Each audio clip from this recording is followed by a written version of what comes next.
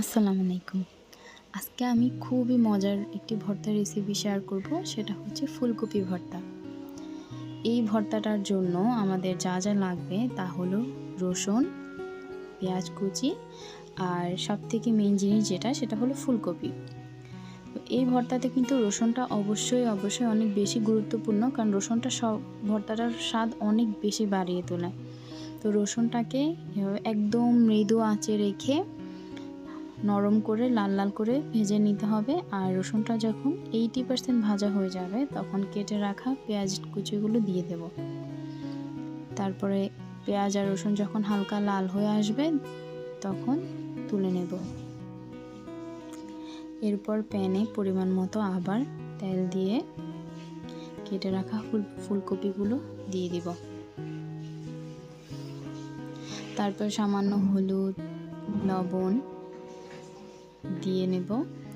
হলুদ লবণ দেওয়ার পরে এবার চুলার আঁচটা মিডিয়াম থেকে একটু বাড়িয়ে নিয়ে বারবার ঢাকা দিয়ে দিয়ে এটা ভেজে নিতে হবে ফুলকপিটা। আর বারবার ঢাকা উঠিয়ে একটু নেড়ে নিতে হবে, নয়তো পুড়ে যাওয়ার সম্ভাবনা থাকে। এই তো যখন এরকম ভাজা ভাজা হয়ে আসবে ফুলকপিটা, তখন ফুলকপিটা নামিয়ে নিব। আর আমি এখানে আর একটু কাঁচা পেঁয়াজ কেটে নিয়েছিলাম আর ধনেপাতা অ্যাড করে নিয়েছি। এবার সুন্দর করে ম্যাশ করে নেব ভর্তাগুলো।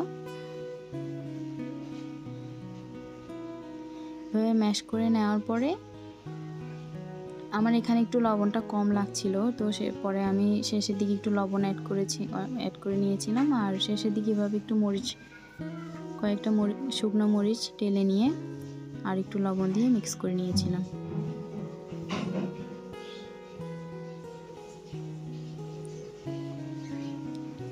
এই তো আমার ফুলকপি ভর্তা রেডি। তো গরম গরম ভাতের সাথে খেতে অনেক বেশি ভালো লাগে। ধন্যবাদ।